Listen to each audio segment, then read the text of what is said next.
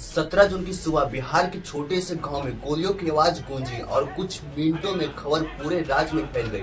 28 साल के भरत भूषण तिवारी की पुलिस इनकाउंटर में मौत हो चुकी थी, लेकिन इस घटना ने जितने सवाल खड़े किए हैं उतने जवाब आज तक सामने नहीं आए। आखिर एक दिन पहले सोशल मीडिया पर लाइव आने वाला एक युवक अगले दिन पुलिस की गोली का शिकार हो गया।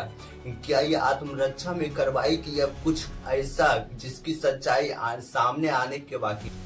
यह कहानी शुरू होती है 16 जून के उस दिन भरत भूषण तिवारी के फेसबुक लाइव आया। उसके हाथ में एक देसी पिस्तौल थी और वह गांव की टूटी सड़क, बाढ़ समस्या, बिजली, सरकारी व्यवस्था को लेकर गुस्सा जाहिर कर रहा था।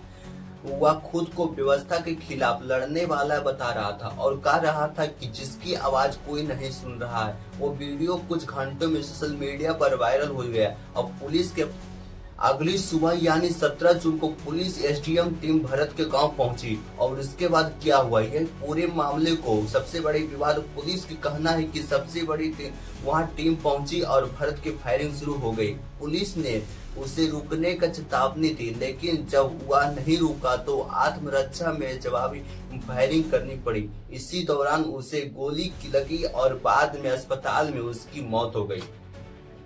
लेकिन परिवार को कहा कि बिल्कुल कहानी अलग है। परिवार का आरोप है कि भरत भूषण ने सिलेंडर होने के बाद पुलिस ने षड्यंत्र रच कर उसे घेर कर उसे 4 गोली इनकाउंटर में मार दिया गया। और उसका वीडियो पोस्ट, भरत तिवारी का जो लाइव वीडियो था उसका पोस्ट होने के बाद सारा सच्चाई खुल आत्म सबके सामने आ गया। तभी उसका 250 राज पूरे बिहार में चर्चा का विषय बन गया।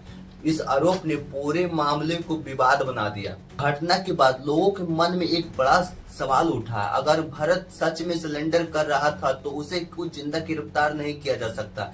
अगर उसने वास्तव में पुलिस पर गोली चलाई होती तो क्या पुलिस के पास जवाबी कार्रवाई के लिए अलावा कोई दूसरा रास्ता नहीं था? मामला तब तक गंभीर हो गया जब तक संबंधित थाने प्रभारी समेत कई पुलिस कर्मियों को निलंबित कर दिया गया। इस फैसले के बाद लोगों के सवाल में उठाया गया कि कार्रवाई पूरी तरह से सही थी या निलंबित में क्यों लोग हुआ था। अगर कोई कार्रवाई गड़बड़ी है तो आखिर सच्चाई क्या है? फिलहाल इसकी जांच की जाए। मामले में एक और बात सामने आई। कुछ अधिकारियों ने कहा कि भरत मानसिक तनाव से गुजर रहा था। परिवार ने भी मना किया कि कुछ समय से परेशान था। ऐसे लोगों ने सवाल उठाया कि अगर कोई व्यक्ति मानसिक रूप से अस्थिर था तो क्यों पहले से इलाज की जरूरत थी? क्या फिर हथियार उठाने के बाद मामला पूरी तरह से कानूनी व्यवस्था का बन गया?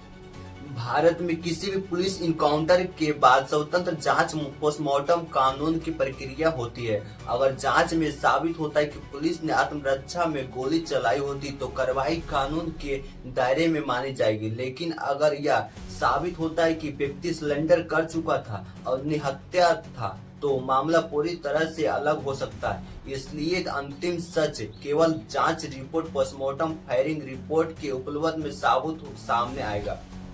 आज इस घटना ने पूरे बिहार में बहस छेड़ दी। कुछ लोग भारत की व्यवस्था पर लड़ने वाले युवक मानते हैं, जबकि कुछ को कहना है कि हथियार उठाना भी किसी भी हालत में नहीं हो सकता। लेकिन एक बात लगभग पूरी सहमत से, इस मामले में निष्पक्ष जांच होनी चाहिए। जो भी दोषी हो उसके खिलाफ कानूनी कार्रवाई से होनी चाहिए। फिलहाल इस कहानी में सवाल ज्यादा और जवाब कम है। यह भरत को जिंदा पकड़ा जा सकता था? क्या उसने वास्तव में सिलेंडर किया था? क्या पुलिस पर फायरिंग हुई थी? पुलिस कर्मियों का निलंबित क्यों हुआ? इस सवालों का जवाब पूरी जांच पूरी होने के बाद सामने आएगा। जब तक सच्चाई सामने नहीं आती किसी भी पक्ष को पूरी तरह से गलत मानना जल्दीबाजी हो सकती है। न्याय तभी माना जाएगा जब जांच निष्पक्ष हो सकता है, सबूतों के आधार पर फैसला आएगा, सच में बिना किसी दबाव के देश में सामने रख दिया जाएगा।